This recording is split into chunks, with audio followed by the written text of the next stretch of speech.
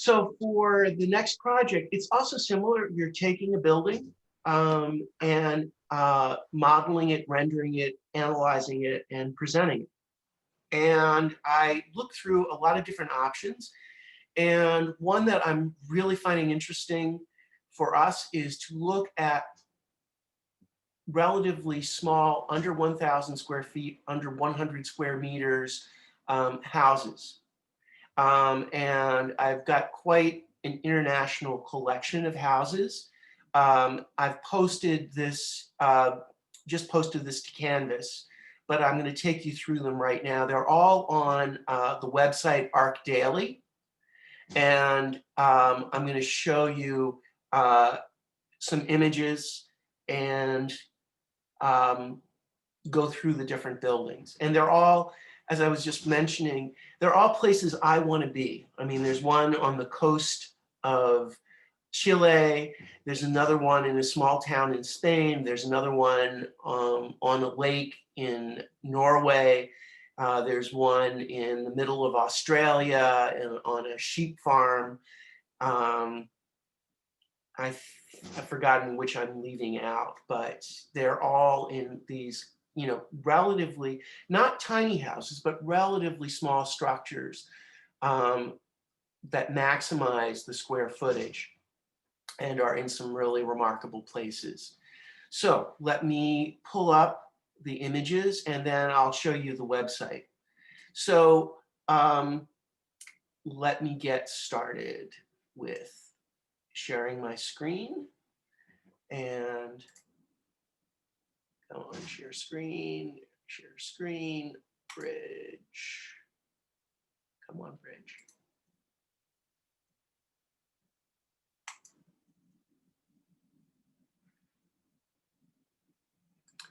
Okay, and I'm just going to maximize this so hopefully you can see it. Okay, so you'll get your choice. There are 5 different structures. This first one, and I'm going to actually use a new feature I found in showing this in Bridge. I'm going to go into this. So this is sitting on a fairly dry part of Australia where there are ranches and farms. And this is a getaway place where people go. It's not too far from Sydney, but it's a place out in the countryside. The building is a really intriguing, relatively straightforward structure, what we call an A-frame. And you'll see that in a minute when in the next view. So you can see how, and in this case, the rafters go all the way to the ground. A subtle but really interesting structure.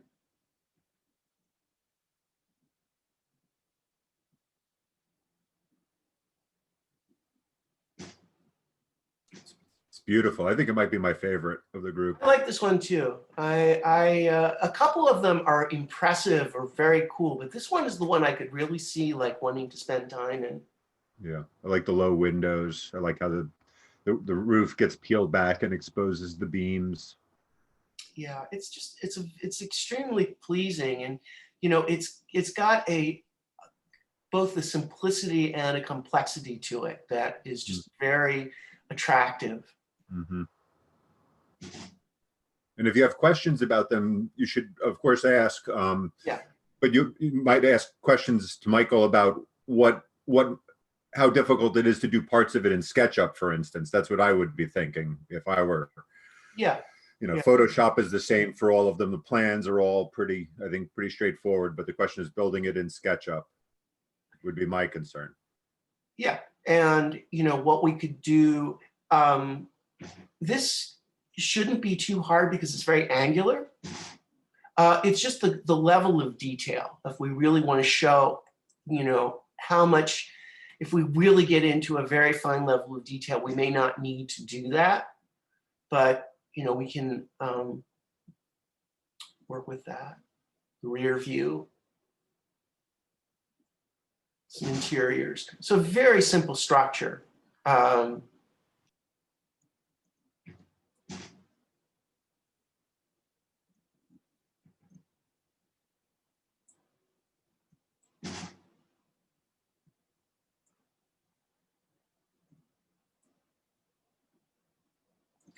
And then the other criteria I had was that there had to be decent drawings that went with these. So here, this one has an abundance of drawings. You won't have to replicate them all, but the overall site plan, floor plan with an elevation,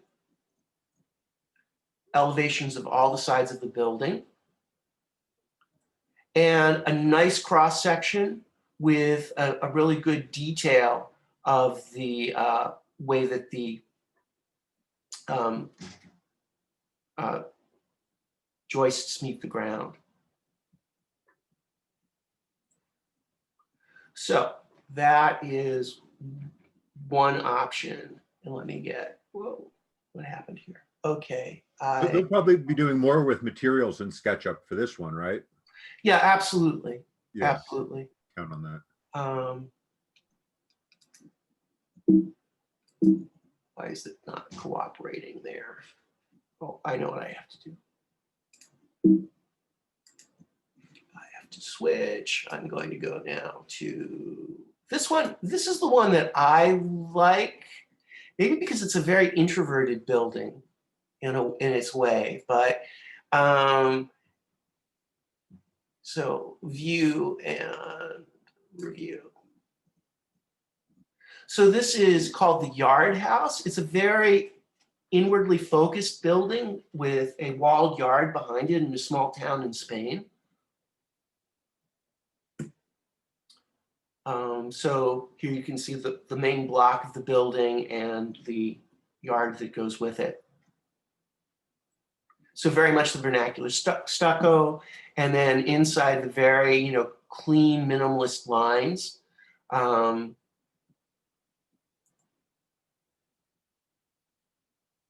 really interesting ways of getting light, natural light into this building without the obvious way of putting in a lot of windows. So a lot of skylights, a lot of light coming off the courtyard.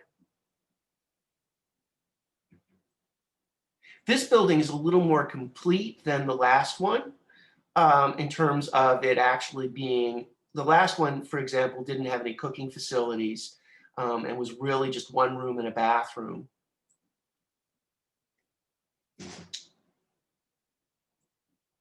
So here, yeah, skylight over the toilet, another view of the exterior, view of the interior, this really cool stair, which shouldn't be too difficult to model in SketchUp. View across the courtyard, a view of it sitting on the street. And you can see how from the street, it is, it fits into a kind of stucco vernacular, but the interior is really pretty hidden, which is very classic of the courtyard houses that you find in Spain. Nice straightforward plan. This is actually the second floor. And you'll notice that's not a mistake. There actually are no windows on the second floor. It's all coming in through skylights. On the first floor, although I think there's actually, there are more windows and lights, and you can see in the section, which is really interesting, the way light is being brought in through skylights in different ways that the light is being modified. So that is the courtyard house, yard house. This one is the trippiest, I think. And this is a cabin, I believe, by a lake or ocean in Norway, all clad in aluminum.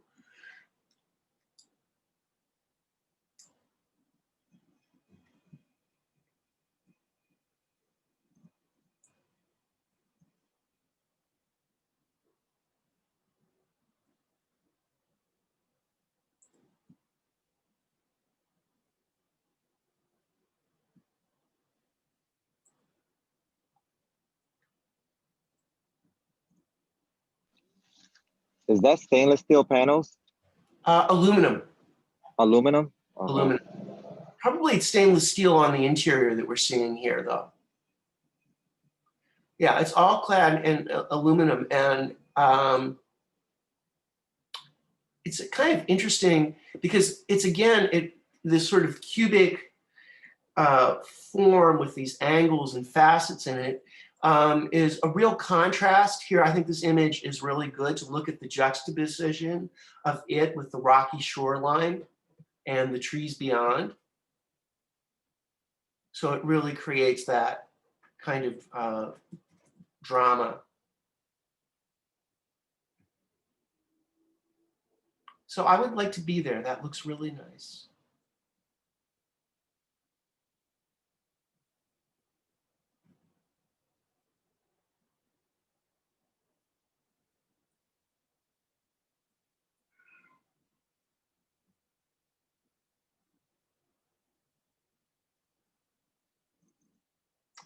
And here's a kind of funky floor plan. This is for people that are tired of walls all being rectilinear, but shouldn't be super hard in SketchUp. It will make it a little more of a challenge, but and a section, site plan.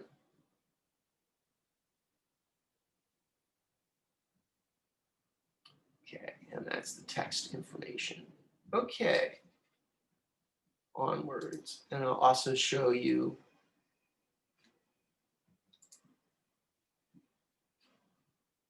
two more. This is probably, for me, this house in Chile is probably the most sort of surreal and visionary. So here are some sketches by the architect, you know, with a axonometric. So it's this building that steps down to the ocean and has this series of horizontal and vertical elements inside of it. It's all of reinforced concrete. So here's a view of it as it's just in the lower corner looking over the ocean. Another view. Terrace you can walk on. Again, light, a lot of light is coming in through skylights here. And then this very dramatic interior.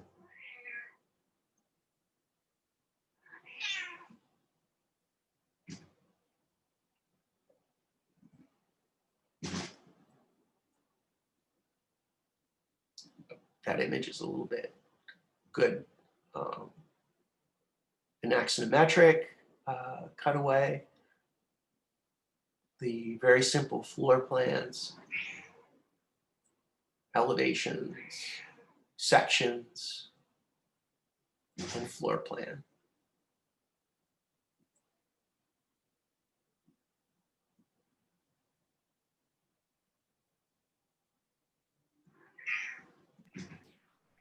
This is just a little bit easier than the other ones, right? Or does it just look easy? Well, it's certainly very cubic, which is something one can do in SketchUp. Its trick is that it is on a slope. So that will make it a little bit more of a challenge. But I would say it's a little bit easier than the previous one we saw. I'm finding it really exciting and very visionary. I am confounded. I'm not quite sure how one could actually live in this space of reinforced concrete. It feels both like, you know, a place maybe I would go take shelter, but actually living there seems tricky. But, you know, if I was there for this, you know, amazing view over the ocean and here a walk on roof terrace, I think that's the last image. Yes, that's the last image. And let's take a look now at the final study houses. This is the one that I probably, if you had to give me a choice, this is the one I would like to go to. This is in the tropical rainforest, about 50 kilometers from Mexico City. And it's a little bit like the very first project we saw. It's a very minimal building that is actually part of a larger resort that has other elements going on. And basically, there's some nice diagrams here about splitting the cube, folding it, and let me also switch into view and review. So this diagram talking about the views outwards, the transformations.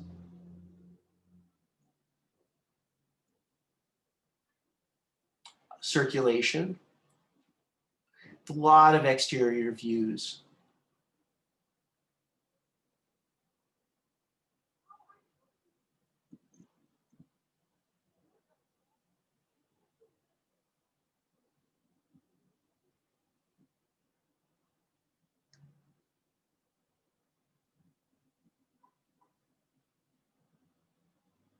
So here's just a series of views of the facade at different times of the day. This nice rough model, which gives a good feeling of like how the building is worked out overall. And basically, it's a split cube. Excuse my cat in the background if you can hear him. He's being fussy. And then this interesting, what I'm trying to figure out if this is painted concrete. I think that it must be formwork. So this black concrete with a relatively rough formwork. And here we can see a painted concrete again with a much smoother finish.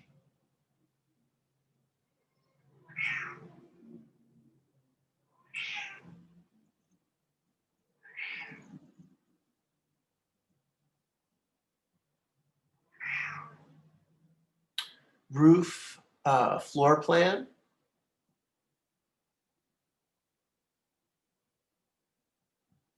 Oops. I have a bunch of sections. They're a little hard to read, but the section is pretty simple. It's a flat roof.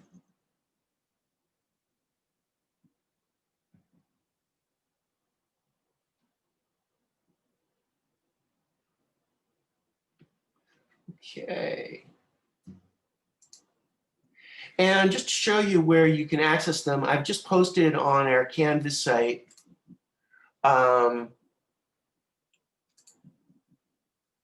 okay, let me share screen and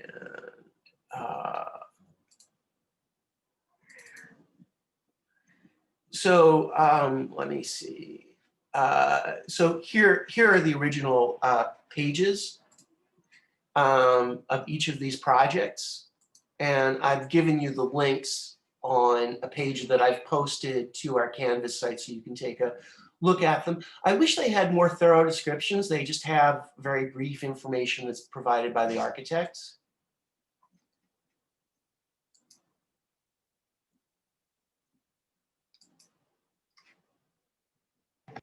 The project will start with you downloading the drawings, the plans and the sections, and inserting them into CAD. Okay. Scaling them. That'll be the first step. Yeah. And also, I mean, it's really easy. Fortunately, this site, one of the things I like about it is they make it really easy to download. But I've already downloaded them, and I'll provide that on Canvas, the downloaded files. But you're going to have to scale them. So I picked them. The criteria I used was a relative level of complexity, not too complex, not too simple, relatively modest in scale, interesting in terms of the geometries and the formwork, and the, interesting in terms of their geometries, their materials, their relationship to the landscape. And that they also were a complete package where there were a full complement of plan, section, and additional drawings. Some of these on this website don't have that. And I also wanted to keep it relatively small. So that's why the 1,000 square feet is the goal. So let me just switch window. So probably a week from now, they should have a decision made. Yeah, so this is to plant the seed. It is due a week from Sunday. And I wanted you to have a chance to look at them.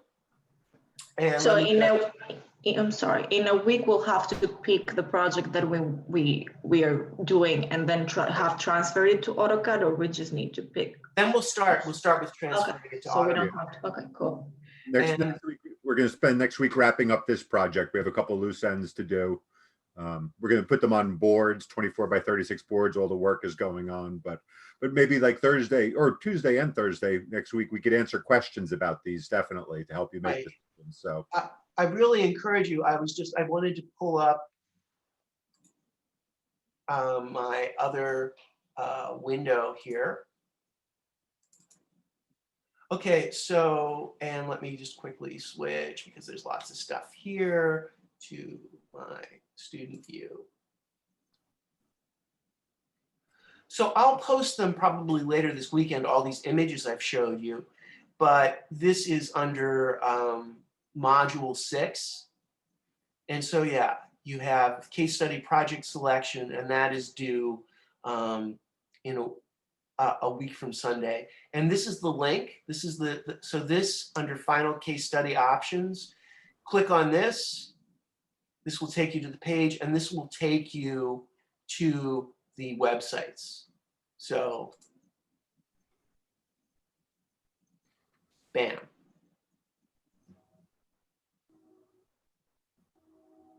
Okay. So that's the one. I just wanted to direct your attention to that, where that's residing on our on Canvas, sort of near the bottom, actually at the bottom. Go back. And yeah, it's going to be the very last thing for the moment. Second to last thing that you'll see on the Canvas site. Okay, any questions now? I'll stop the share.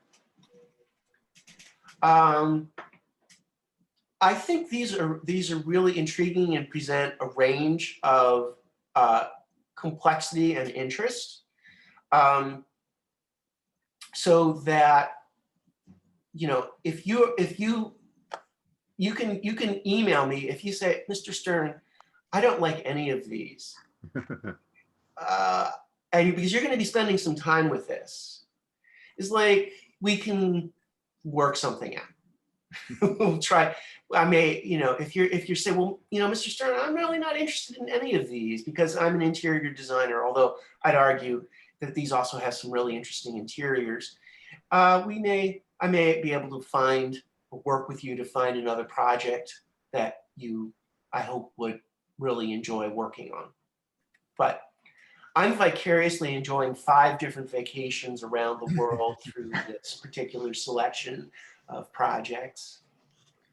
there is a benefit to staying with the 5, though, being that we'll be talking about those 5 the most, and we might actually go into small groups, perhaps, if we could talk about them in more detail, because it's definitely your responsibility to understand every photograph, where they were taken. So you guys have to be the experts on the ones that you pick. Yeah, and I worked really hard that I think that these are relatively understandable. Mm-hmm. I found it was really interesting. I looked at larger scale projects too, and I found I couldn't quite figure them out. Like it depended, but there were a couple of them. I took out one. I didn't like it. I was like, I wasn't quite sure what was going on in some places. Whereas with these, I feel fairly confident. Like I think I know what's happening here, how this is built, how it's sitting on the ground, how it's held up, how it's enclosed. So that was one of my criteria, was that they be fairly readable and interesting. Not there were a bunch that were actually a little bit boring. I mean, they just weren't. They didn't float my boat. So these are the ones that I like the best. I think I like the first one and the yard. Yeah, take a look at them. Yeah, spend some time. I mean, I'm really torn between those. Actually, I like them all. I could easily like have a jet setting vacation where I go to each one of these places, and sometime in the future, and they're all Airbnbs. You can stay in them. All right.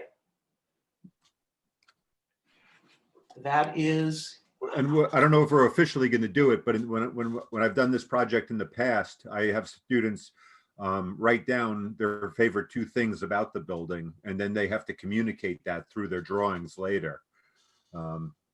You know, point to the materials, and then the materials have to show up, or you're going to talk about the quality of light, and that will show up in the renderings. So think about what you like about it in particular, and we might put you on the spot for that. I think we will definitely put you on the spot for that. Hey, Michael made the decision. You're on. Yeah, I think that's an excellent idea. You know, is it its relationship to the landscape? Is it the way the materials are used? That's really good. That gives you something to really grab onto and to really like focus your efforts around. So we totally agree with that. Yeah. And the quality of the space, and that would be shown in a section. Materials could be shown in SketchUp, you know, interior SketchUp elevation or images. So yeah, they look like good projects. And basically we're doing everything that we did again. That's kind of also the good news. We're going to add Lumion. Michael's going to show Lumion next week. But otherwise it's really the same format. So, you know, a little deeper into the tools, but you've been through it once now, most of it. And I'll also be doing more advanced SketchUp. So we haven't covered everything in SketchUp. I really like this first project because and all of you picked up on the basics really well. You understood making things into components. You understood, you know, how to put things together, or you eventually got there.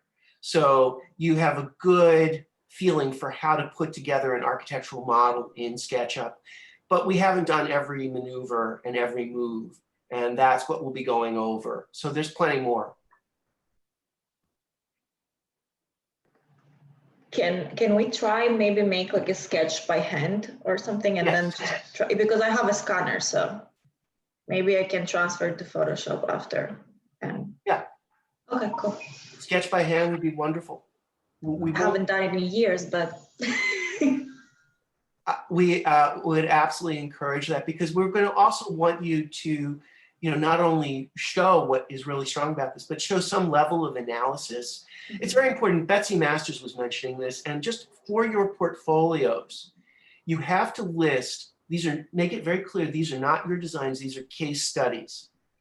And in your portfolio, it's going to both show your skills as far as, you know, presentation techniques, but it's also your understanding of these buildings, so that, you know, you show that, but you really make it absolutely clear. Case study, not I didn't design this, and what you find really attractive. So hand sketches would be wonderful. We're not everyone has a good scanner, so we're not requiring them, but you know, that would be something that would be really nice. Any other questions? Otherwise, we'll jump into Photoshop. Okay, I'll take over the share. Okay, you're seeing Canvas now? Okay, so I added a couple new things. So everything is in the Photoshop module here, and they are under new additions. So there are 3 video links, and there's creating a shadow Word document, just a couple steps spelled out there, and a Photoshop rendering as well. So let me tell you about these. I don't know if you've gone to any of my links yet, but they all lead to photos, to YouTube here. And so this is my channel, Professor Bertram's video collection, and you could subscribe to it so that you could easily find it. So there are the 3 new links. There's this one, and I'm going to show you this image actually. And so this is walking through the rendering just like we did. There is this one, which is 20 minutes long, and this is all on floor plans, which we will do. So I'm going to show these floor plans, and yeah, so but there's a whole video on this already. And then there's this huge video that I made, And just to point it out, just so you know it's there, it has a table of contents at the beginning. And I can show you this PowerPoint as well. So this goes through the whole process really. So this starts with CAD, actually inserting images into CAD. So this will be helpful for the next project. You will be doing this. Scaling, yes, and tracing. So all that is definitely good for the next project. Making PDFs, adding graphic scales, display. So we did all that already. And then here at minute 57, it gets into Photoshop. The different file types, resolution, transparent images. And then at the end, then it goes to InDesign. So I was really kind of taking a thing through the whole process, Photoshop, and then into InDesign. And InDesign we'll be doing next week. All right, that's where you're going to put your boards together. So there's a whole bunch of stuff in this. Maybe I should have broken it out into 6 videos, but I made it as one jumbo video. Okay, so that is where these 3 links will take you. Okay. So yeah, let me show you this one. So this video, so there's a video on making this one. So we did this in Revit class, but it's the same principles that we're going through. And I added at the end, I added these black boxes to talk about the composition and zooming in. And you know, every image is unique, of course, but like in general, I would say right now the house is taking up, I don't know, 33% of this whole image. And I just think it's smaller than it needs to be. And I think in general, students often start too zoomed out. So then I just started adding these boxes to kind of talk about and think about how close we could get. And I think you could move in really that close. I don't see any real harm in it. We're not, you know, all we're losing is the tail of the truck and more trees that we already have. So think about that when you're creating your images. You know, you can crop them again in Photoshop later. But again, to go back to what Michael and I were talking about was the convenience of slipping in a new image. So if you crop it, you've changed it. So ideally in SketchUp, your scene is correct. And then you could easily adjust. Okay, that makes sense? All right, so that's just one image there. And then let me just bring up that PowerPoint and just talk about that quickly, and then we'll get into the details. Oh, actually, no, I'll save this. Let's do shadows first, and then we'll get back to that because that's really floor plans. So back to where we were. So the only thing we really didn't do was shadows, and then we have to do the floor plans. And this is all, this other stuff is very simple, just starting a new layout and adding text and whatnot. All right, so shadows are the question. Creating a shadow. So let's do this guy here. We'll make a shadow for him.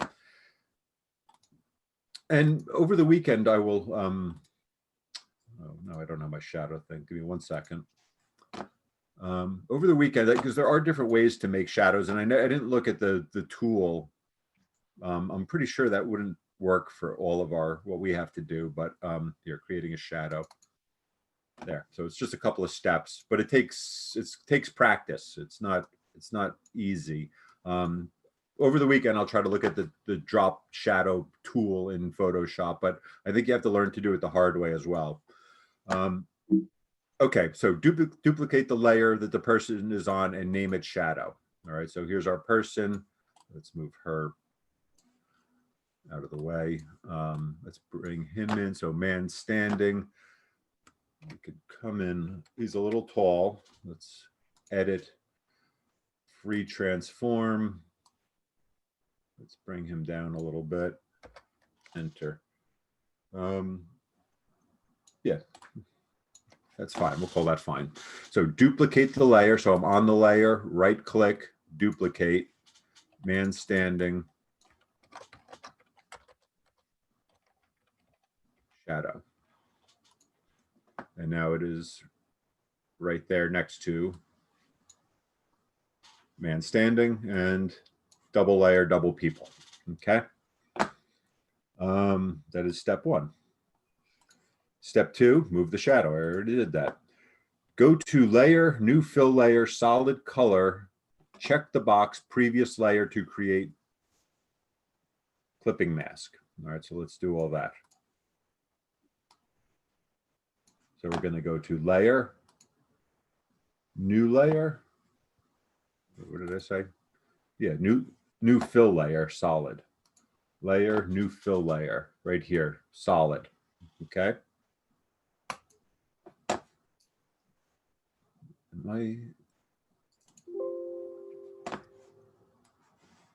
The dialog box I can't find on my monitor. Here it is. All right, I was on the wrong layer, so I'm going to cancel that and go to the shadow layer. Layer, new fill layer, solid color. Okay. Check the box previous layer to create clipping mask. Use previous layer to create clipping mask. Okay. And now we are picking the color of the shadow. And I should be able to jump in and get my color picker. That's what I have there. And I would come in and I would look for here, right? That's our shadow color. So it's already here. Of course, these all vary a little bit, but I'm just going to take something in the middle. Well, that's a darker shadow. Yeah. So because the boards all vary, I'm just going to go with one of them. We'll see. We could always change it later. And then I say, okay. And there he is. So that fill there, that created a new layer and it filled in man shadow. Yeah, so that's kind of interesting. So there's the guy. And then with that additional layer, it just filled him in. So he's still intact, but now he is trying to move him. I wonder why I can't move him. Let's see if we group that.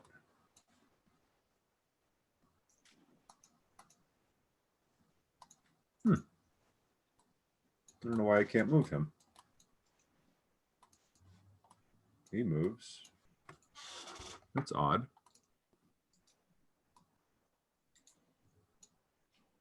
Huh. All right. That's very peculiar. That's never happened before. So what I'm going to do is just finish it out with that. I'll do the later steps now. That's all I could do. I don't know why that happened. Let's just try it one more time. Duplicate layer.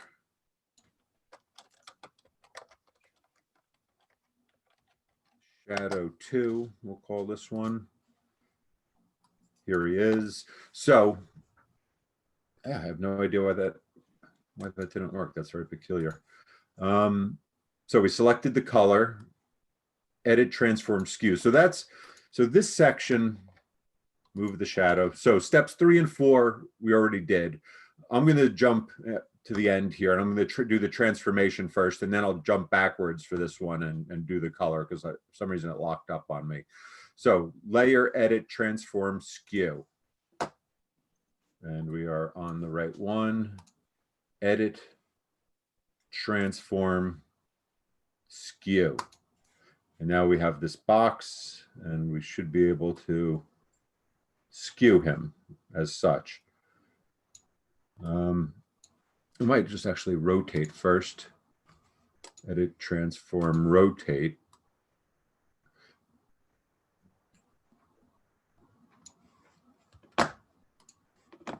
Transform, flip. No.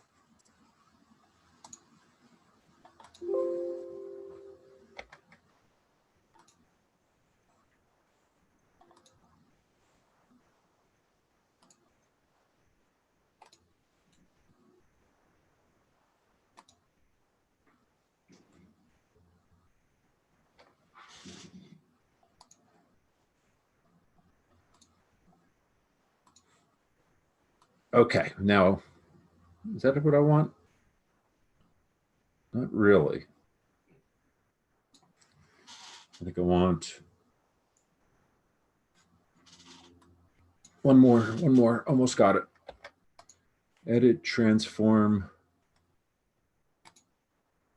No, that's not what I want. Edit, where am I going? Transform, vertical. Kind of, yeah, I think that's what I want. So, all right, so that's, yeah, that's kind of, I mean, that's the side, that's the correct side. So then back to edit, transform, skew. So that was all, as you saw, that I was wrestling with. That was flipping horizontal and rotating so that he's laying the proper way. And then we go back to skew. And now we should be able to, we want to get his feet underneath his feet.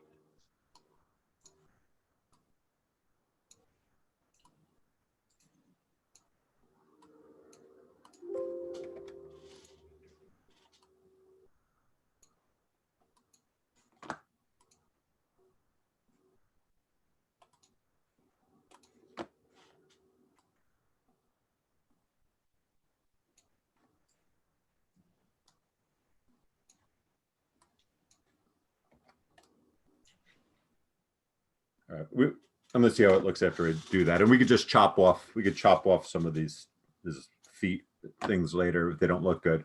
All right, so we're gonna call that good. And then that is shadow 2. So then we'll go back to here, layer, new fill, solid color.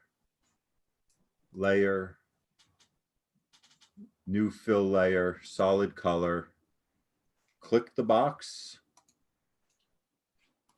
Okay. Pick the color. Okay. So that needs to be cleaned up. And then we bring down the opacity. Wait, hold on, that's a problem.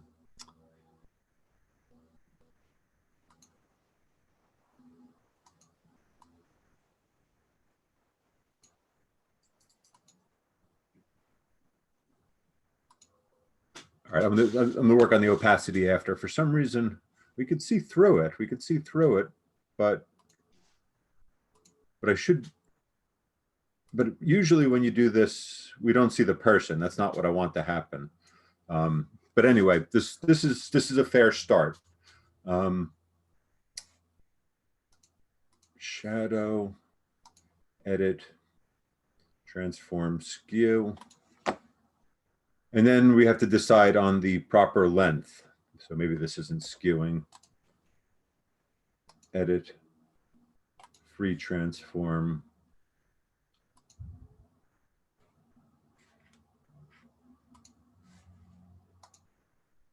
Edit.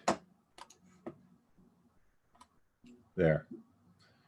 So we could get them a little longer.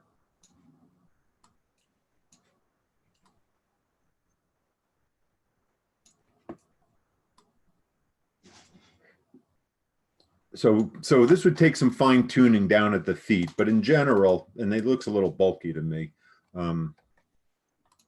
So it could be, he could be skinnier. His shadow should not be wider than he is. And then after it all got fine tuned, we would want the man standing in front, more like that. And then this all has to get cleaned up, obviously. So I'm not going to spend too much time on it, but let's just clean it up a little bit.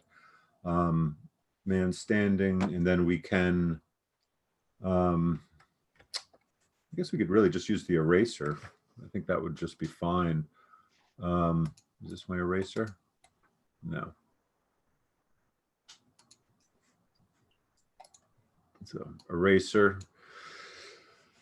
Am I on there? That is the eraser, right? And then man standing. All right, so that's good.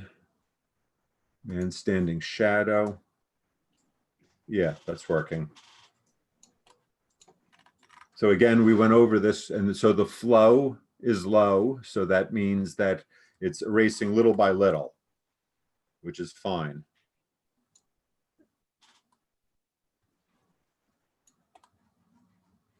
And you could soften the edges with the eraser too, which again, keeping that flow down is a good thing.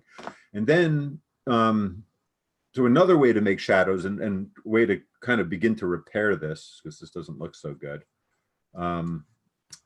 is with the paintbrush. So again, here's my paintbrush, get my color that I want.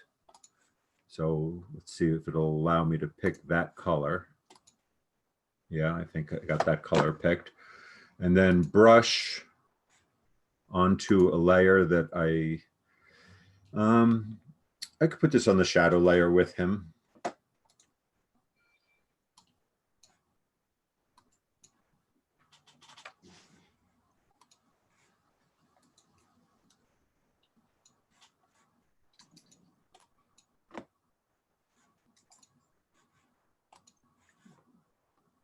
So now I just flip to the brush and now the flow is at 60. So I'm going to drop it again a lot. I want a small brush. I want a soft brush. That's why that wasn't looking good.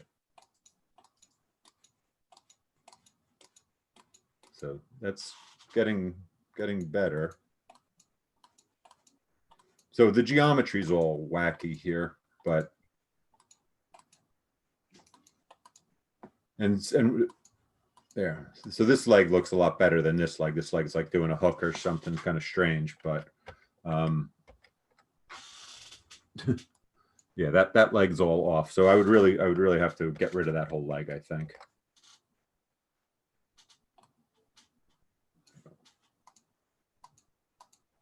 Yeah, I would probably.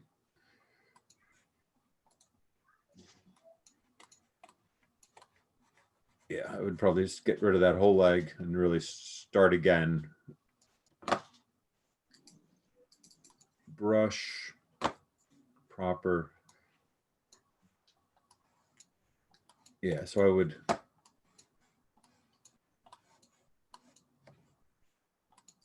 right, I'm not going to work on it to get it perfect,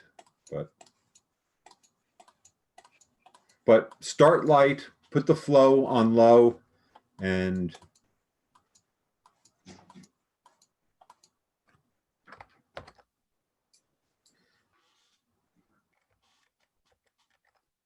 so the shape looks, I don't know why he's so big. I don't know how he got to be so wide. So ideally it's going to be, that's not too bad. The legs aren't too bad. The head's good, the arm, but he's got too much mass in the middle.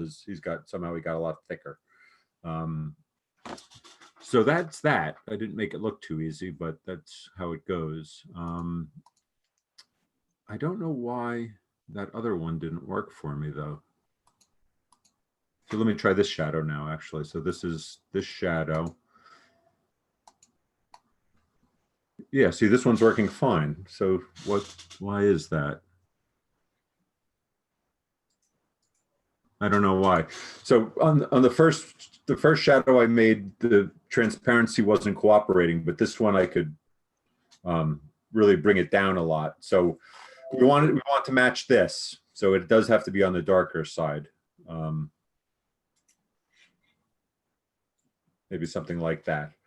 So the shape leaves a bit to be desired, but you get the gist of it. So it's a little bit of work. This was my other example that I did. This one came out pretty good. Well, yeah, it's decent. It's decent.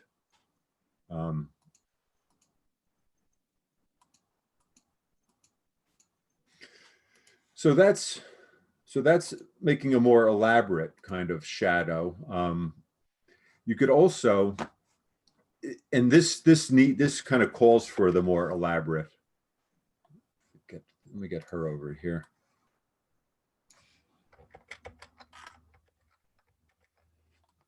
And like, so we couldn't do this. We wouldn't want to do this with the furniture. That would be way too much. Edit, free transform, bring her down.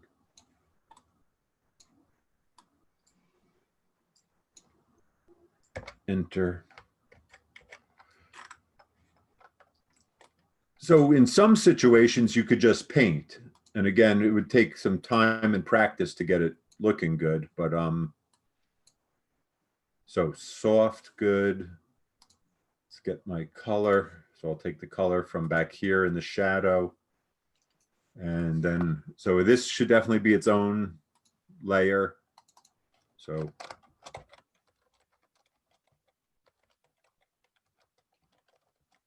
shadow. And we got our proper color and a brush. And the shadow goes underneath the person. So woman with child will get behind it. Flow is on very low.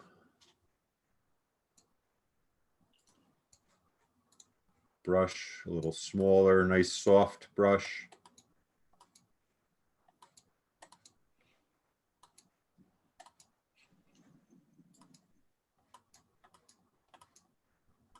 And then kind of running the brush in the direction of the light. That was all kind of, so that wasn't particularly nice looking, but woman's shadow, and then we could come back and erase what we don't like. But even that little bit, like just quickly puts her on the ground at least. So that looks very gray. So I would reconsider that color. But the issue with this rendering in particular with the furniture is that we have very clear shadows. If the furniture casts clear shadows, then we need the people to do clear shadows as well. So this really doesn't look good enough for her. So when you're picking people, you want to pick people that are easy to work with like this. So I couldn't do the first technique with her really. That, I don't know, maybe I could get the shape of her head in there or something, but And we want to avoid, I guess, the people's shadow falling onto the furniture, right? yeah. It's even harder. Yeah, you want to pick nice and easy, make it as easy on yourself as possible. But it doesn't take much. It's just that all the shadows have to agree. But even that little bit, you know, and it's not even particularly pretty. It just helps ground the person quickly. Does that make sense?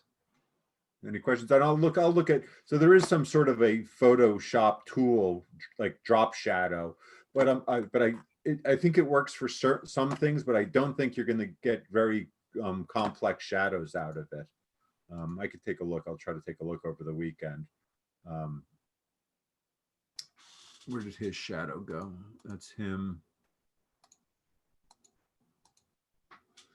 Yeah, so getting into all of these tools is a must under transform. Scale, rotate, skew, distort. They're all a little different. Yeah, so that's looking a little better. So that's what I wanted to do, is get him to be a little skinnier. Yeah, that's looking better.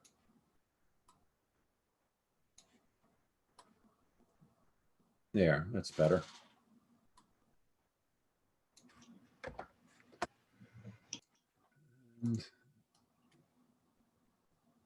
Yeah, I wish I could make his shadow a little lighter, but it's kind of got to match that basically. Even the color could probably stand to be improved a little bit. But that's the gist of it.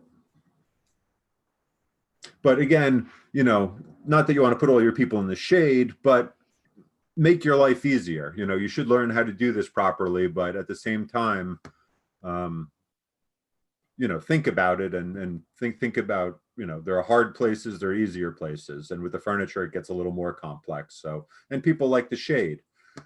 So, you know, you could easily put a person in the shade and then again, get into these adjustments and bring down the brightness. So if, you know, when you're on Google and you're looking for your people, pay attention to, should they be facing the sun? Should they be, is their back to the sun? All those issues.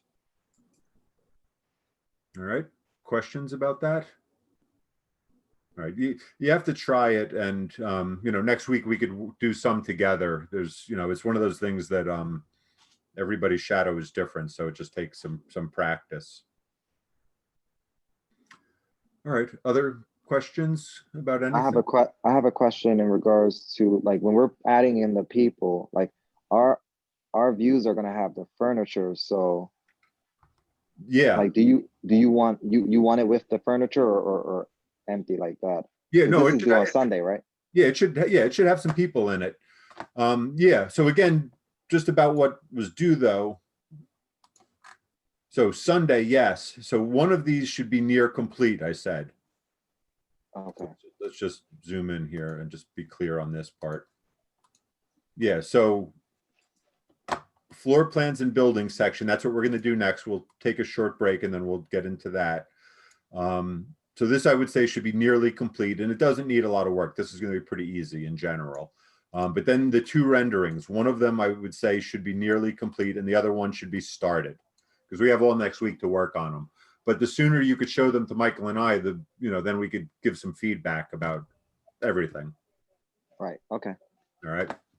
So we do have all next week, but you want to find your people, because this is really, like we've been saying, the icing on the cake. So it's important. And I kind of actually like this when I open this up again today. I kind of like the backdrop. Mhm. Yeah. How many people should we put in our drawing? What do you think, Michael? I don't know, 2 or 3 or. I think 2 or 3 should do it. We just get a sense of scale and distance. I wouldn't go too crazy with it. Maybe One like for- someone sitting and someone's one sitting, two standing, just to, I guess. Yeah, you Just could put somebody seated on these Yeah. benches in the shade, especially. That'd be easy. Yeah, it doesn't have to be too many people. Okay. It could be a quiet day at the visitor center. Yeah, I mean, the only time I really encourage putting in a lot of people in entourage is like if you're doing a retail interior and you want to convey to the client that a lot of people are going to come to, your store. But I would say here we're more for scale and, feel. So I would say, and particularly your first pass, I'd say 2, 3 should do it. Mhm.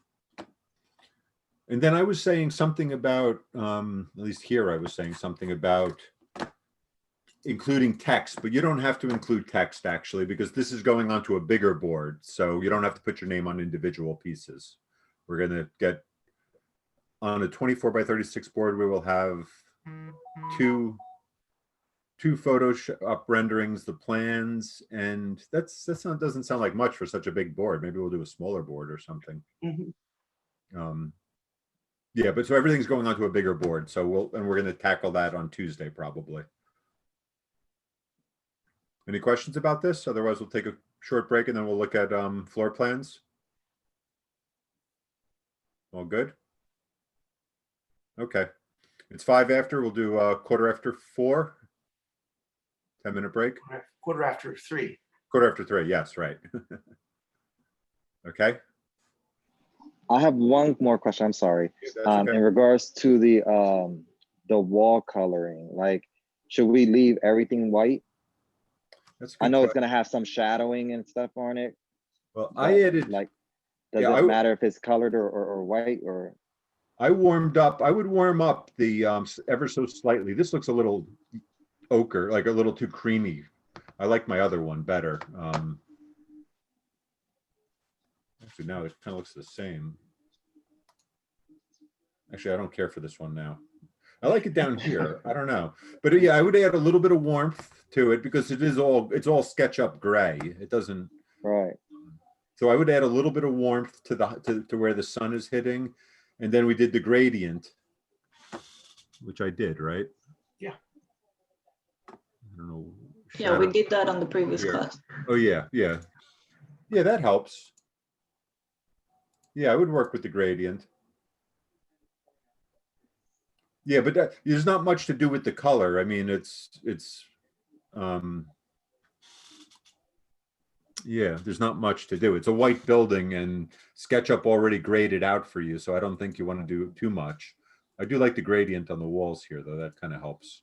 So you don't want us to like customize it in any kind of way, right? It's a white building. I don't know what else could you do? Right, Michael? I don't. No, you don't want to do Yeah. What David is showing here is that's the kind of light touch that you should be using with this particular building. Yeah. Okay. Yeah, that's, Okay.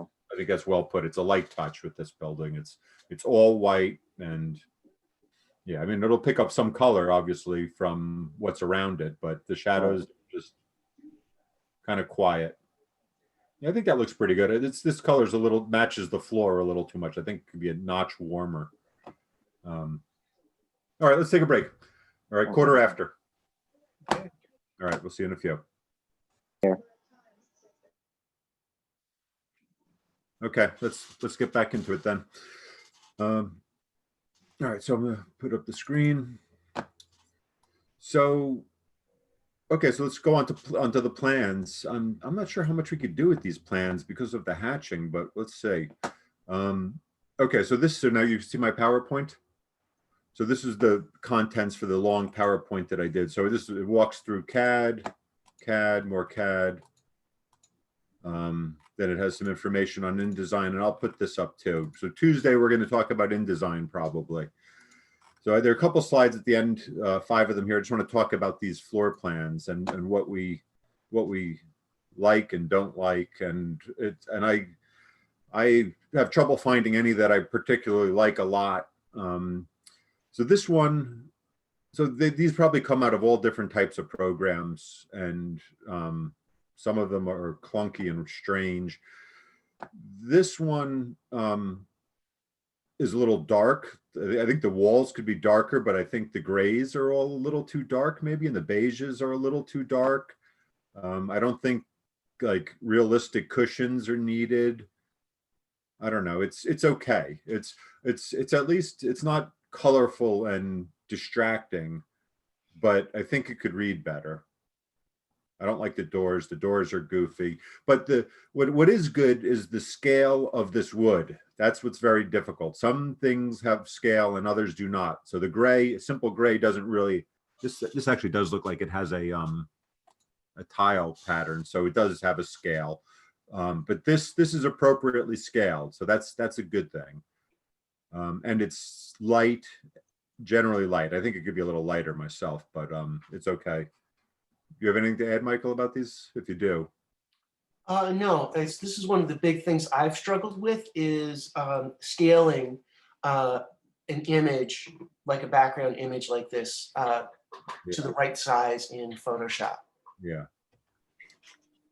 So this is maybe done by hand, maybe done in Photoshop.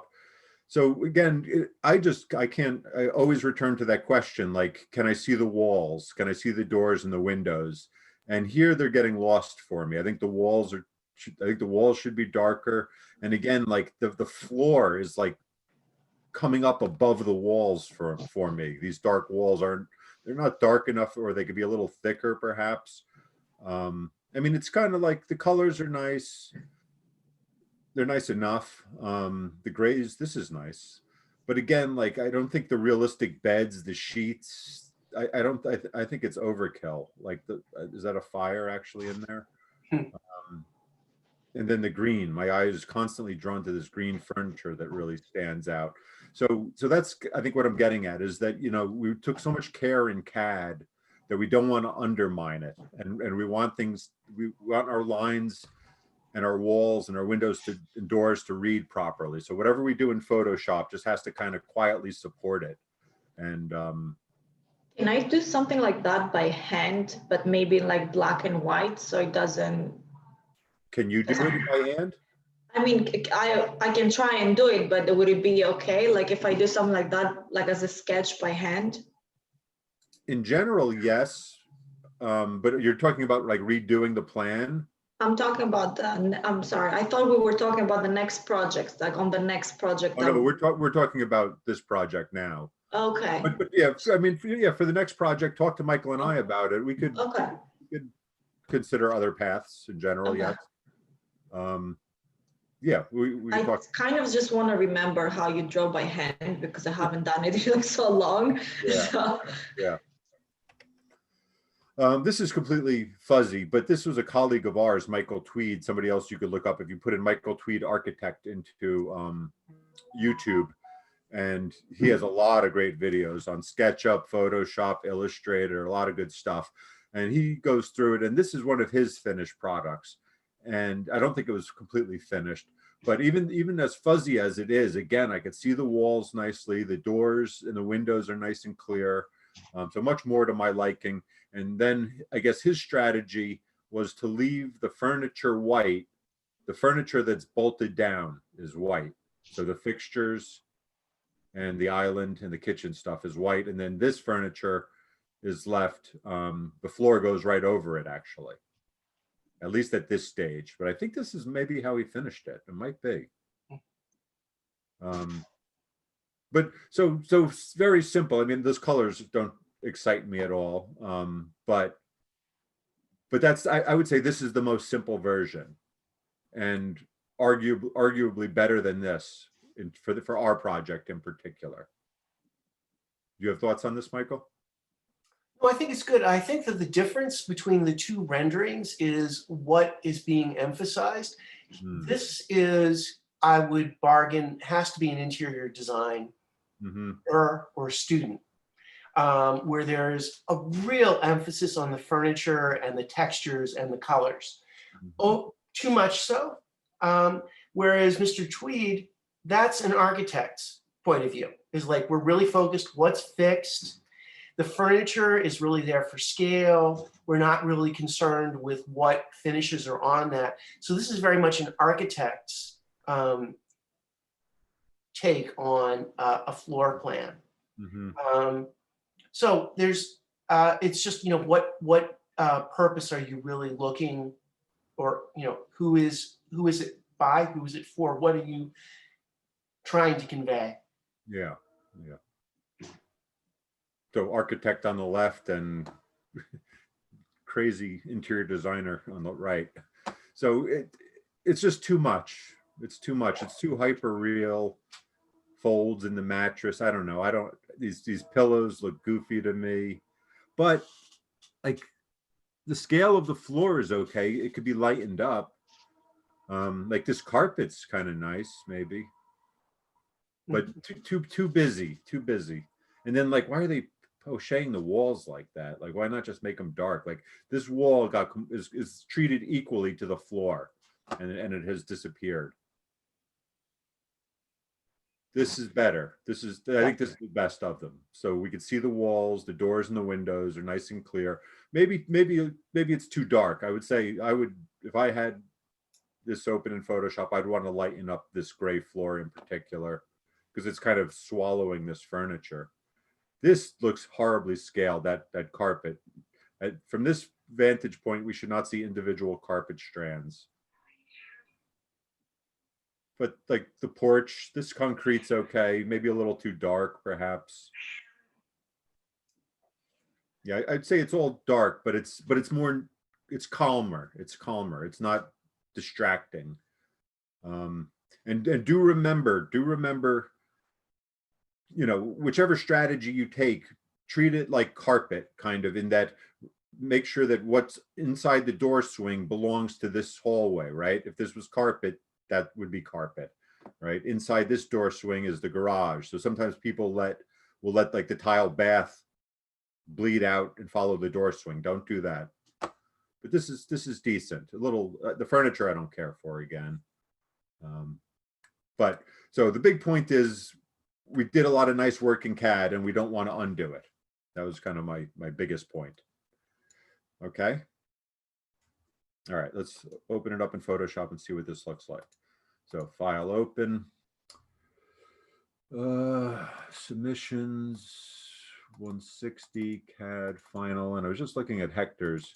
So again, opening up a PDF now, I have the option the one-time option to make this thing the size that I want it to be. So yeah, let's go with 11 by 17. That's about what it is there. So yeah, so just make sure that the inches are coming in at about the size that it is, and then the resolution's at 300. So that's all good. And there's the RGB that I keep talking about. So it goes in a particular mode, and that causes a problem sometimes if things are in the wrong mode. All right, so let's open it, and there it is. Okay. All right, let's dig into it. So we always check size before we do anything, and it confirms just what we saw there. So that's good. We could duplicate the layer. I always just do that for, let's just background off, background.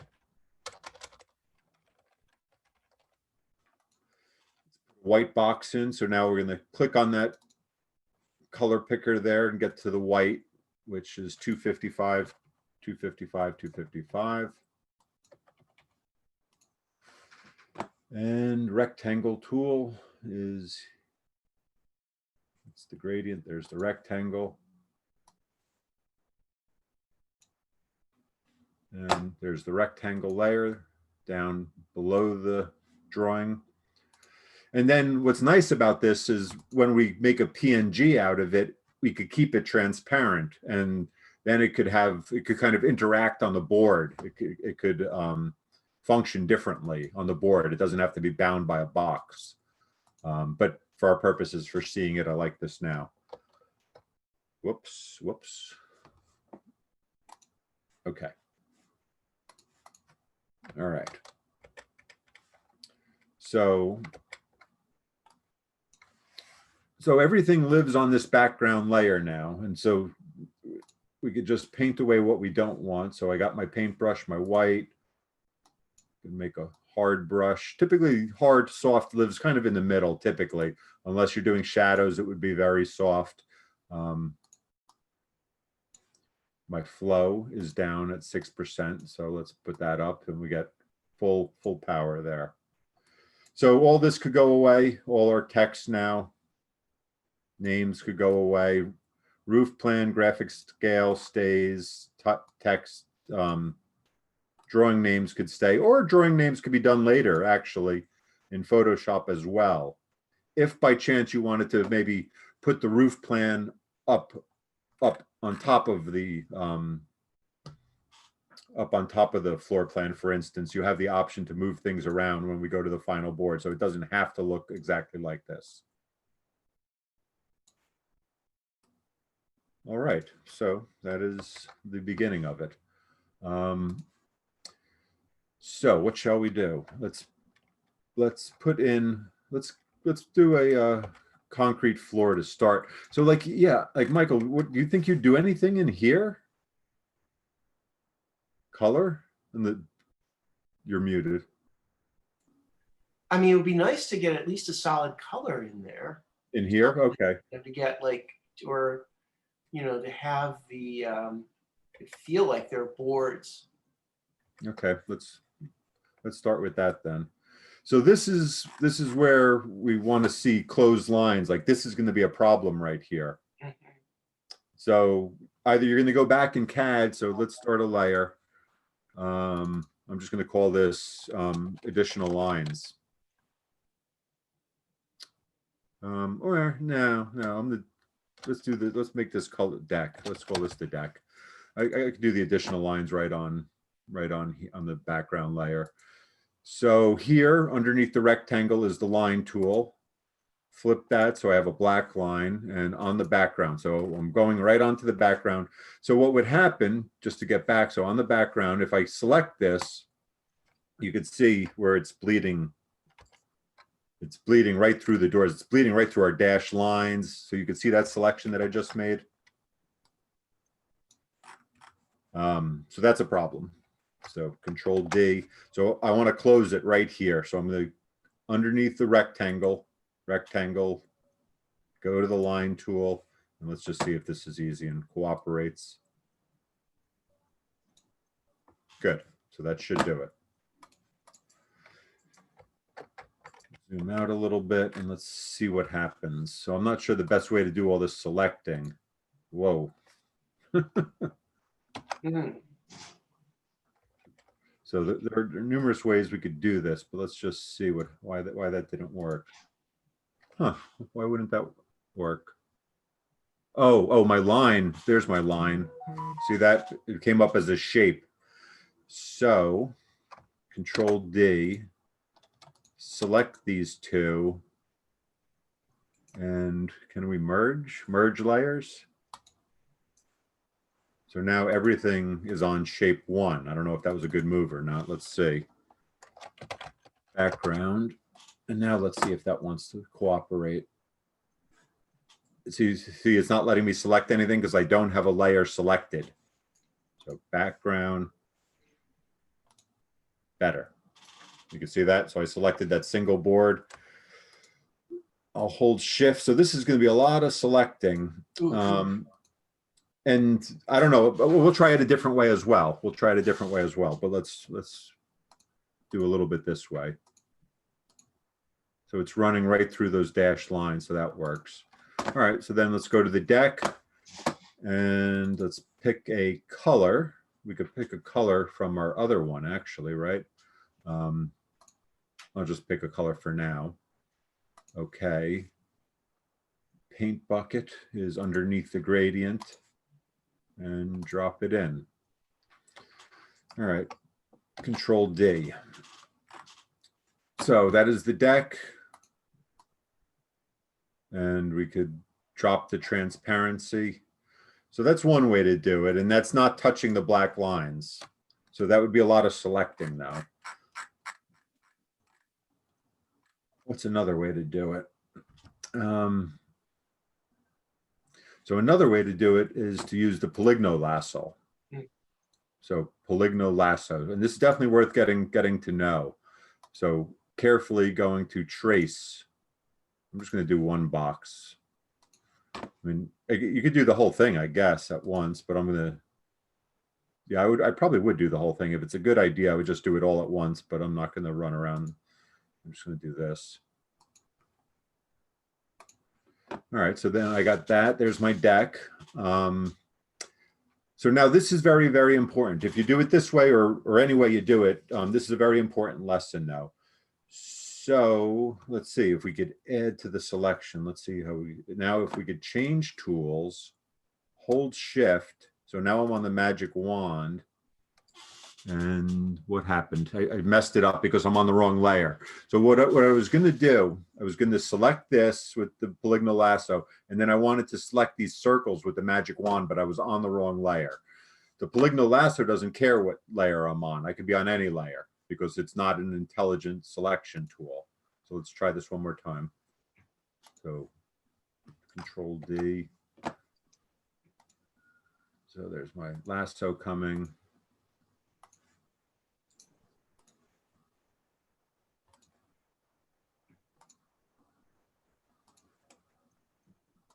Close, and now background is the proper one. Magic wand, hold the shift key, and did that work? Did anything happen? I don't see anything happening.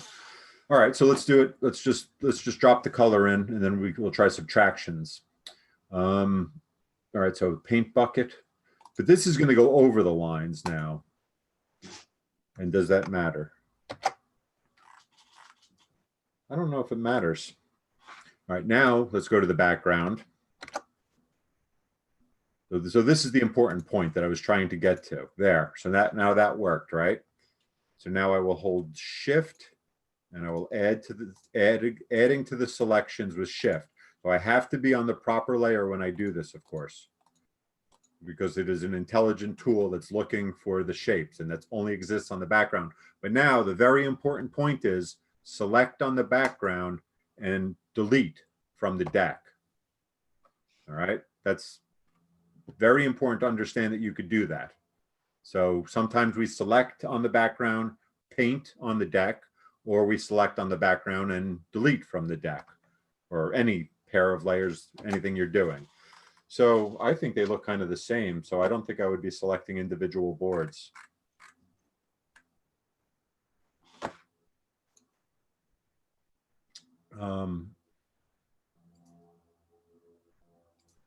Yeah. And there are ways to transfer colors, I'm sure, that are easier than what I would do, but I would just bring in the actual thing. So window, tile all. So here is my, where's my floor? There, so this is my background copy. I'm just going to drag that right into here. Window arrange, consolidate. So now I could just have it nearby. So there's my background copy. And now I could get colors that I want. So you could save swatches and move swatches from one file to the other, I think. But I just bring the whole thing right in. So now as I got my color picker, and I could come down here and you could see the colors populating. So and let's zoom in a little bit and take a closer look. So we can see my yellow is not going to cut it. So we have this kind of gray board. We have a beige. We have a dark beige. So I see at least 3 different colors in here. I think I'm going to go with this lightest color right there. So now I got my proper color selected. We could actually just turn that off now. And it's also sometimes good to, when it comes to selecting things, keep in mind how easy it should be. Now that I've already done the selection, I could turn the background off just so it doesn't clutter my mind. And now I am on the wrong layer. So that's why I got that crazy shape, right? I'm on the background copy. So now let's go to the deck and selected everything in one shot. Paint bucket and my new color, Control D. I could have done that with my background on. That's much better. Deck. Yeah, so I go for light. And again, like Michael said, a light touch for this particular building. I don't know, would you ever do multiple deck color boards, or that's just opening up a can of worms and a lot of work? Unless it was absolutely essential, Yeah. I wouldn't do it. I think, this is the problem. We're both architects, that we like our plans to have a certain level of abstraction to them. Mm-hmm. So I think going anywhere further with this would probably be not a good idea. Yeah. Okay, good. I agree. All right, so now let's put a little concrete in one of these. I think that's what you thought, Michael. They were concrete floors. Yeah, it looks like it's a brushed concrete floor from what I can tell. There's only that one interior photo. Yeah, so let's do that. Concrete's a good one, and concrete doesn't need to be scaled typically. Well, I shouldn't say that. It depends. So here's advanced Google image search. We're getting to know and love. So let's do concrete floor. Let's just start with that. 2 megs. Advanced search. So this is not what we want. We don't want a perspective.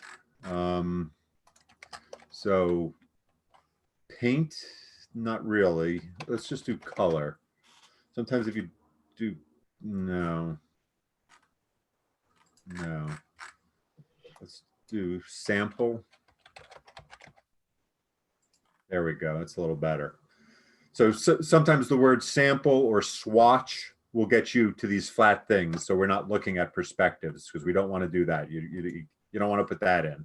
We're looking at just plain, clear samples. So I was wrong about the scaling. Something like this has a very specific scale, and you cannot blow that up and cover a whole floor with that. That would not work. So I misspoke about that. Yeah, so that's the aggregate, the stone in there that was ground down and polished. So I would generally go for something like this. And then you could always jump into see more related images. And I don't know, did I lose my, I think I lost my 2 megs when I did that though. So let's save this guy, save image. Yep, we can put them in there. So let's look at a couple at the same time. It's usually quicker to do things in groups. So let's just to look at it. That has like no texture. So something like that is easily scaled. Something like this you can't scale. These stones are, yay big, and you can't. It'll look weird if you. That's kind of nice if they didn't put that thing there. Mm. That's kind of nice. Has a little bit of a texture.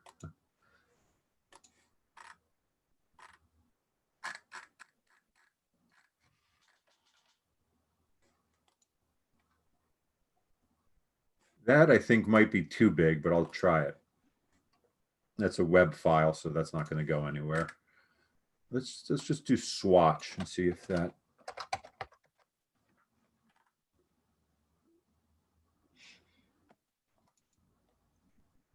That has some nice textures. It's very dark, but we could lighten it up. So let's just say, all right, let's see what we could do with these 4.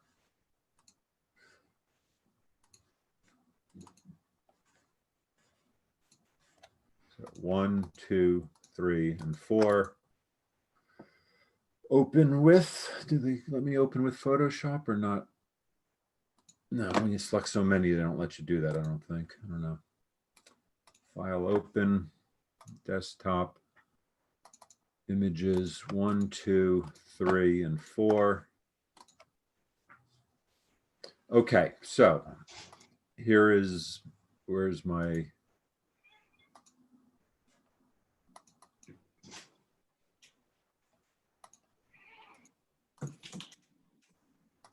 here we go. All right, so this image is, so let's just zoom out. So image size is 16 by 10, 16 by 10. So therefore, this floor is, if this is 16, I mean, basically 6 by 6, something like that. If we're looking for a room, you know, you'd be looking at something 6 inches square or something like that. So, and I don't know that we'd do anything here. I'm not sure. We could look at that next, but so about 6 by 6 is what we're looking for roughly. So let's find our images. So image size, change it to 220 at least. It's 9 by 4, so that is good. I'll call that good. File save.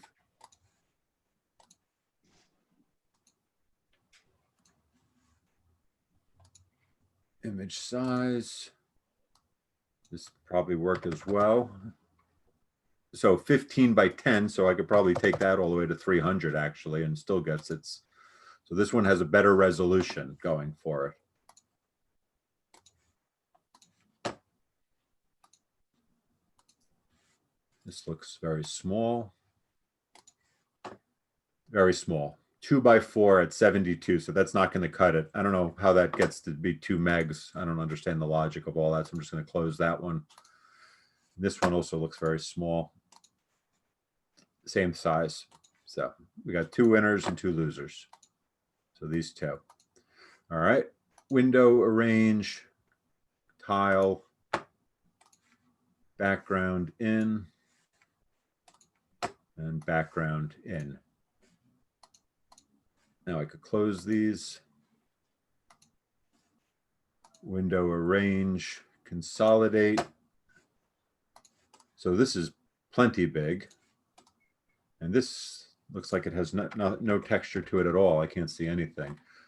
Well, so I got one with with 0 texture and one with probably too much texture. But let's see what they look like. All right, so we'll do concrete 1, concrete 2.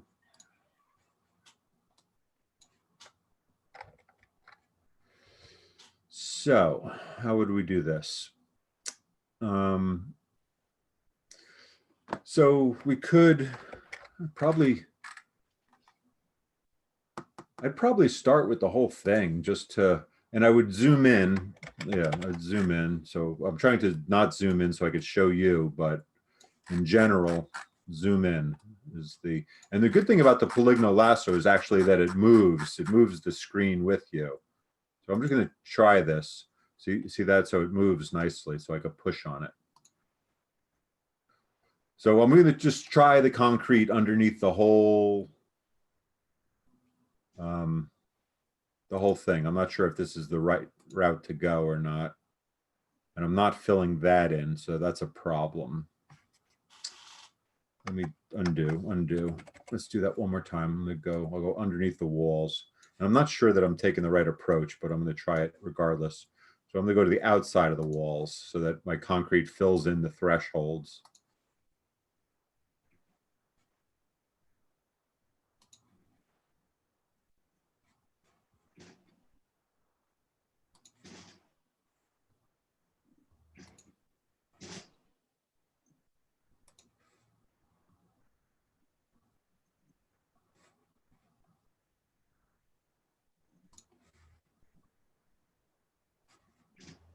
And you see that little circle appears when I close.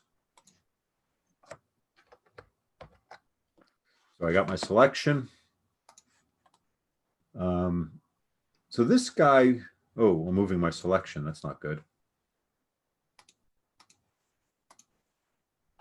In my history, coming back to me history.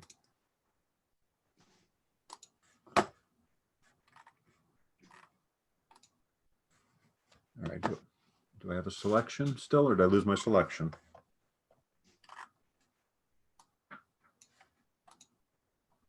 There.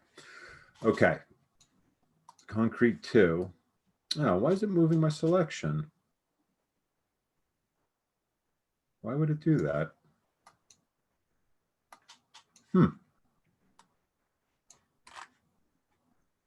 That's so annoying.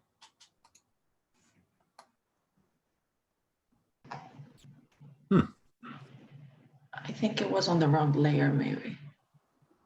Yeah, but I should be able to move this without the, it just wants to, all right, so one more time. Apologies, let's just put this in place. Turn it off. Actually, what I was gonna do before I did that, one more step. Let's make this a little smaller so that the scale, so this is like, this looks like, this is how we would view the floor if we were standing on the floor. Basically, if we look down, this is what we would see. So it is not the appropriate scale for several floors. I'm a little skeptical that this is going to work, but I'm going to try it anyway. So let us go concrete, bring down the transparency so I could see the floor behind it. Edit, free transform. So let's just bring it down. So it just fills that. So there's no harm in making things smaller in terms of resolution. Enter. Now we could turn that off. Do my selection one more time.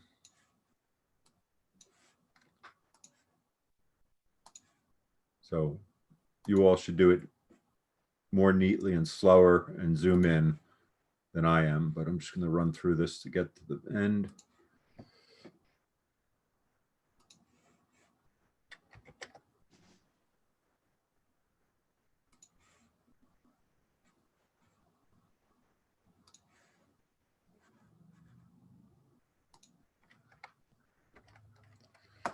All right, now concrete 2 is back. I am on that layer, and then I could go select the inverse. So the ants are still marching there, but once I did select inverse, we could see that it's also up here. So now this area is selected, right? Everything around it. So then just delete, I'm on concrete 1, and now that all goes away. And let's see, so now it's moving my selection. So let's just go backwards. Control D, good. So this guy's in pieces. So I'm going to, so this is concrete 2. So I could just Control C, Control V. I could get 2 of these, put it together. I could get onto concrete layer 1 because my selection is there, nice and easy. Good. Concrete 2, select inverse and delete. And why didn't that guy go away?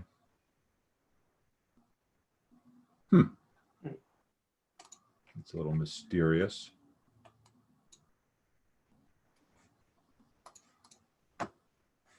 concrete 2. All right, well, let's work with concrete 1 anyway, but back up one more time. That didn't make sense.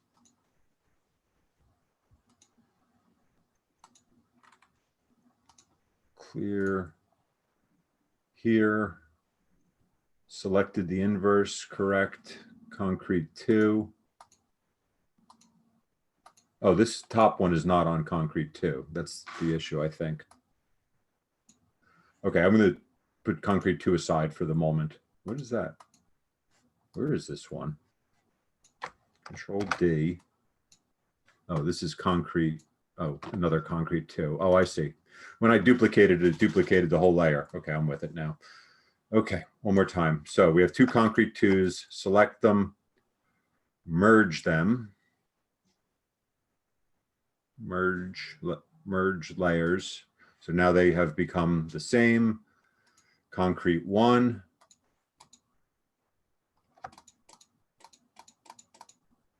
Concrete 1 selected, concrete 2. Select the inverse.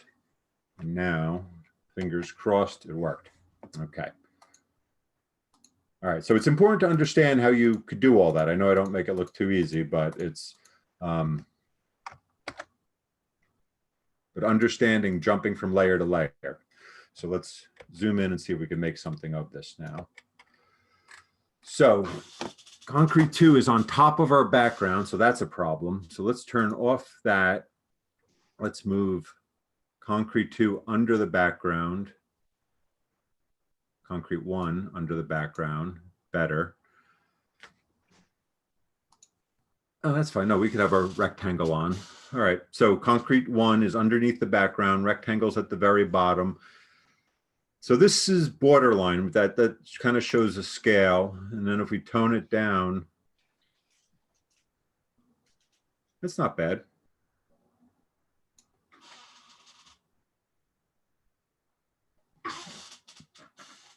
And then we could go back and did what Professor Tweed did.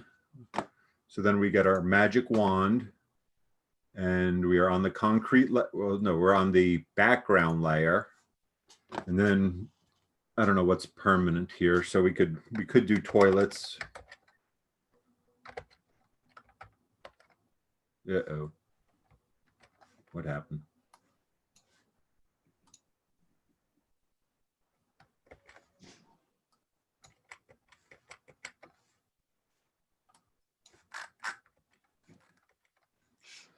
So now we are on the background layer. Good. Hold shift. Concrete 1, delete.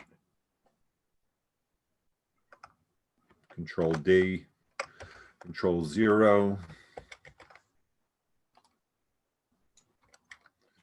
So so toilets should come out. This guy could come out.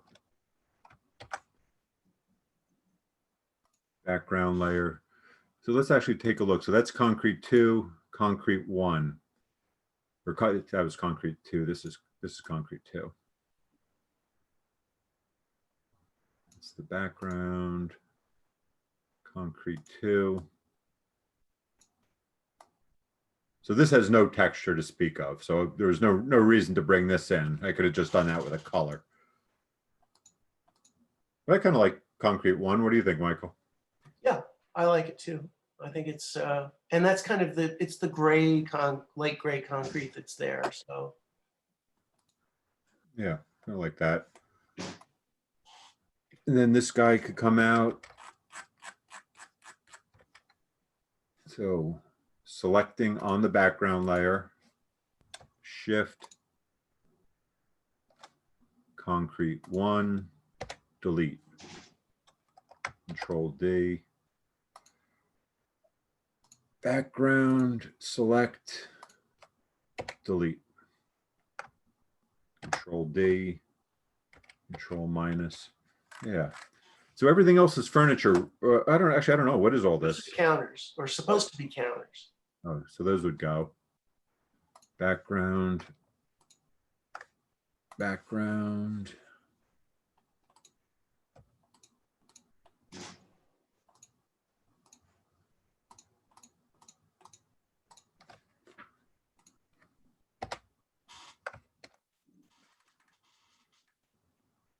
Looks pretty good. Mhm.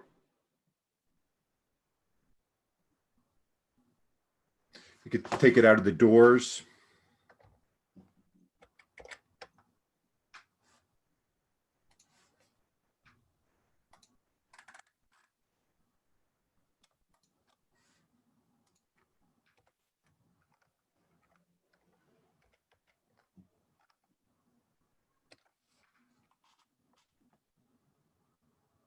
So toilets, sinks, counters, sliding doors, all the sliding doors around the perimeter I would clean out. Yeah. And maybe they could just be lighter then, I would say. So concrete one is at 32%. Yeah, might lighten them up a little bit. If we were printing, things always print darker. Mhm. Are the benches in the courtyard need to be white or would they need to be concrete as well? I think they would be white.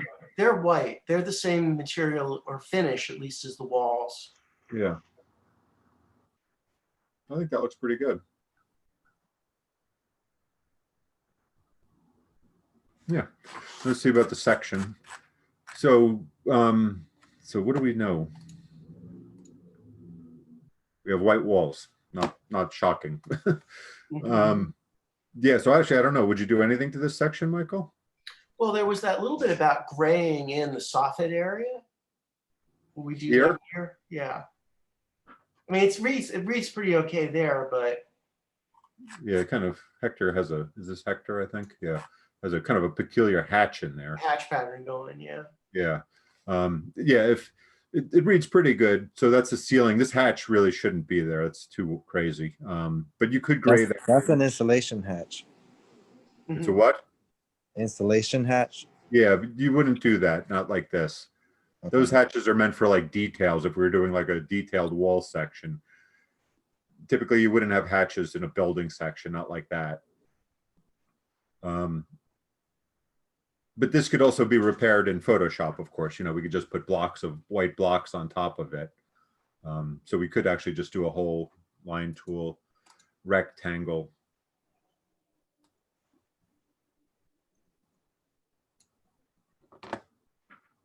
Just like such, and then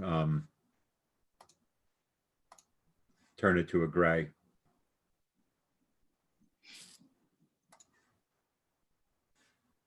So I created the rectangle and it does not let me dump paint on it until I click it. It says this shape layer must be rasterized. So you just have to do that. There. So that's easy. So it is pretty easy to fix some things, but to go back to that important point.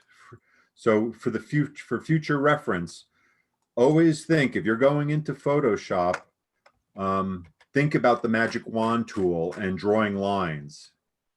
And it's the same, Romina's talking about doing hand sketching. Same thing, if it goes into Photoshop and you didn't close a line with your pen, that magic wand's gonna run right through it. So think about thresholds, think about where material changes happen, and close your lines, close your lines. Yeah, I don't know. So yeah, this is all, I mean, you wouldn't do a gradient on this, would you, to show a shadow, or might you? Kind of. You could. I don't know. You could try it. So this is under the roof.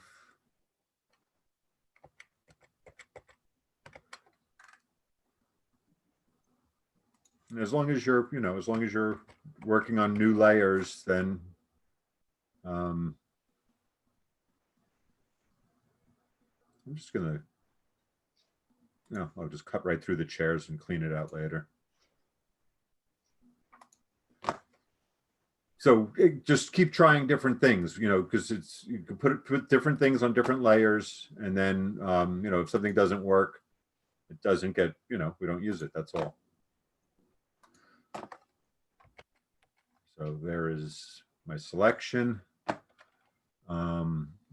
New layer.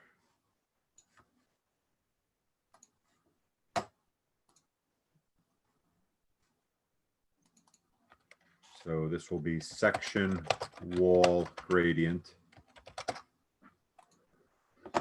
And we just have a gray. We'll stick with gray for now. And underneath the paint bucket, the gradient, wall section, and let's just see what happens. So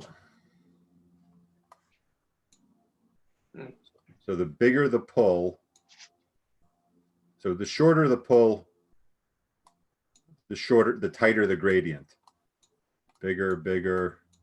And the black starts where I start and the white ends where I, so by the smaller the pull, the tighter it's going to go from darker to light. If I start up here, the dark is starting off of the selection. So that's why it's much more gradual.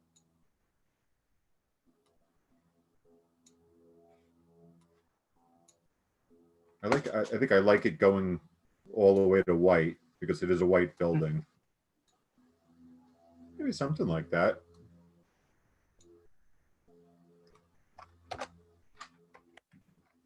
Yeah, it looks pretty good. Yeah. And what's important is it begins to tell us that this is, you could pass through here. Yeah.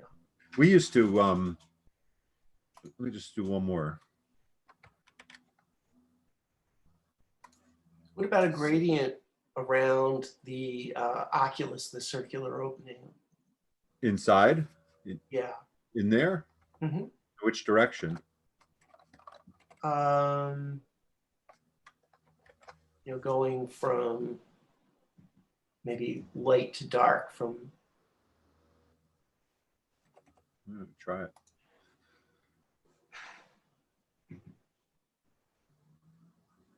And generally, though, you do want, I would say, the same amount of attention put into your plans and sections. So I wouldn't overdo the section. And I wouldn't overdo the plans. You know, you want to get a little, they should get the same amount of love, all the different drawings, I would say, roughly. Okay, so I'll just keep same layers, good. And you're saying in top? This No, direct? not from top down, from, yeah, from left to right. Sort of give that more suggestion that it's circular. Oh, Yeah. yeah. See how that, I mean, I think that begins to help that read.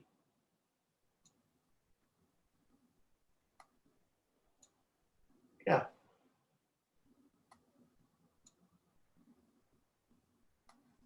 Yeah, good idea. So I got that a little darker than what's behind it. Yeah, that looks good. So that's good. I you know, I don't think there's necessary. Would you do anything more, perhaps? Not really. Again, if we don't do too much up here, I wouldn't do too much down there. Oh, person. We could put could you put a person? Would you put a person in? Or a figure, just like an empty figure? Maybe. I don't know. And the AutoCAD sketches on Photoshop, those are due on Sunday as well, right? Yeah. Those into the two renderings. Correct. Yeah. Okay. It should be pretty far along. It doesn't have to be 100%. You have another week to work on it. But again, the more you show us at the beginning of the week, the more we could help you get it better, you know? But oh yeah, I just wanted to go back about people. So a person might or might not go in section, but a person could also be like this. We don't have to have that person, you know? that could be, yeah, that would be great. I think. In the section you're saying, perhaps? A posted person in the section. Yeah, so this guy, I lost all my people. This guy. And actually, if you put a person like that, would you put a shadow? I don't even know if you would. That would be kind of strange. No, you wouldn't, right? No. No. Yeah, so a ghost of a person like that. So I could maybe just take this. Yeah. Take this layer and let's see if that works. Tile all. So this is my guy going into here. Window range, consolidate. This is my guy. edit, free transform. Yeah, he's going to be so small. It's not even, it's not. Or maybe standing against that thing, yeah.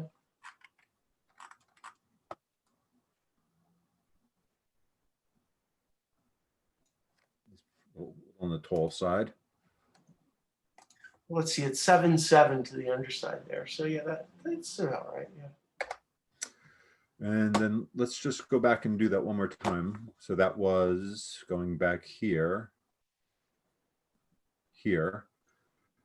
Layer, new fill layer, solid color. Layer, new fill layer, solid color. Good. That's it. So That's great. that could be a person just like that. Mm-hmm.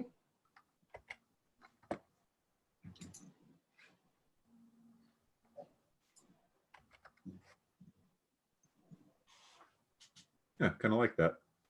And the black looks really good. I mean, that's really the most important part to describe the space. Mm-hmm. All right. And so here we did cut out the furniture actually. So would we do the same here or no? Or would you not cut out the furniture here? Mm. Or treat them or don't be consistent? I don't know. It's my option, because it seems exhausting to be cutting out all of those other elements, would be, you know, all the movable furniture just has the color come through. Mm-hmm. That's I would use the Tweed document Okay. as my guide. So it's just the fixed elements that don't. So this was deck color.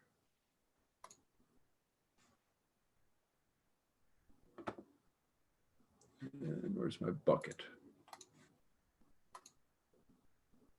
I don't think I got the right color, but. So what Michael was saying was don't cut out the circles like I did over there. So movable furniture shouldn't be cut out. Fixed things should.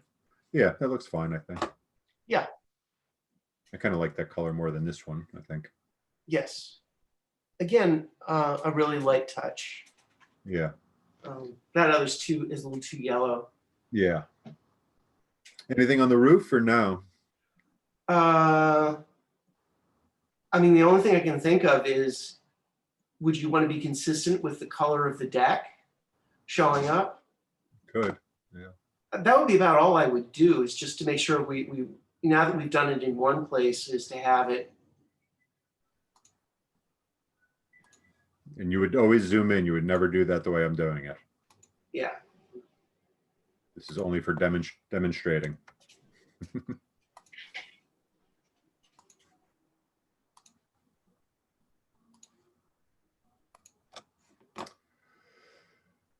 Bucket, deck, paint. Oh, that didn't work. Why didn't that work? It seems so obvious. And here's a rare chance to pull out the rectangle. Yeah. Marquee tool. We do have some perfect shapes here. I'm on my deck, so I should just be able to delete. Control D. And I could try my hand at the circle tool. I forget, you start at the edge. This is, I don't know, this is, It's a pain. it's useless. It's like, why you don't even start at the edge. It's impossible. I mean, maybe you go across the radius. Go across Yeah, so go from, center. no, I meant go diameter, go across the diameter. Not at the angle, but from that 9 o'clock to 3 o'clock and see what happens. No. Not very good either. No. That's so useless. So uncad like. I know. So weird. Can we do that with the magic wand? Is it gonna? Well, yeah. Or yeah, I mean, you'd be playing all day with that circle tool. This could also be a good time for the magnetic lasso. Let's see how that works. If we are on the, where are we, background layer. Yeah, that looks pretty good. I don't know if you can see. But once you make a mistake with this thing, it's all over and then you got to start again. But that's pretty good, actually. It's snapping right to the line.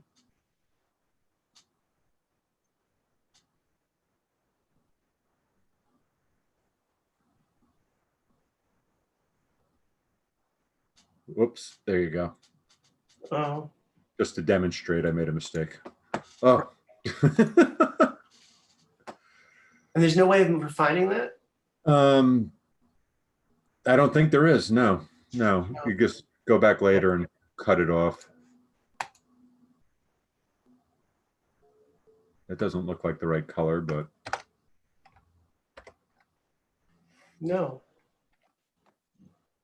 I think I switched colors or something happened. I don't know. Or I put that on the background layer actually, which I wasn't supposed to do. But yeah, I think that's about right. Yeah, that would be it. I wouldn't do.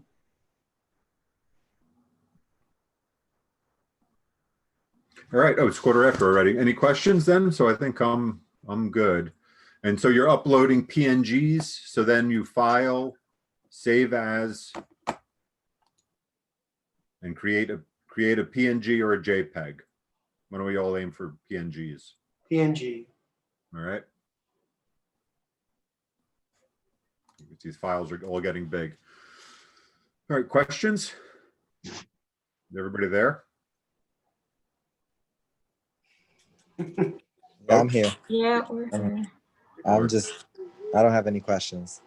All right. So we followed all pretty well?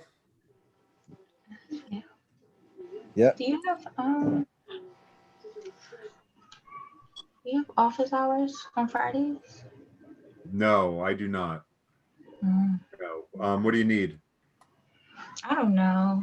I just thought like maybe I'll run into something later, like run into a bump. You could Yeah, email I me. guess when we start doing it, we'll figure out. Yeah. Email me in the morning. If I'm near a computer and I'm free, I would meet with you. But I'm not sure what my day looks like yet. So, Okay. but you could email me. Do it in the morning, Mm-hmm. and if I'm free, I'd be by the afternoon or so. And I will actually be at a computer in the morning. So, yeah. So like late morning, I could possibly meet. Okay. Okay. All right. Anybody else? Any questions? Anything? Yeah, I feel like I have to start doing it and see if I run into any questions or problems. Yeah. Yeah, definitely. Yeah, me too. It's different. You have to pay attention to the layers. They often are the problem or the culprit when something's not working the way it is. Just make sure you're on the right layer when you're trying to move or select. But, it's just different. It's different from all the other programs. So just have to put your brain in a different place kind of for it. All right, if that's it, then we'll have some work to look at. And Tuesday we have Lumion coming and InDesign. So InDesign is going to be where we put everything on the board together. All right. Okay. Sounds good. Thank you. All right, you're free to go then. Have a good See you. weekend. See you Thank you, Tuesday. you Bye. too. Bye.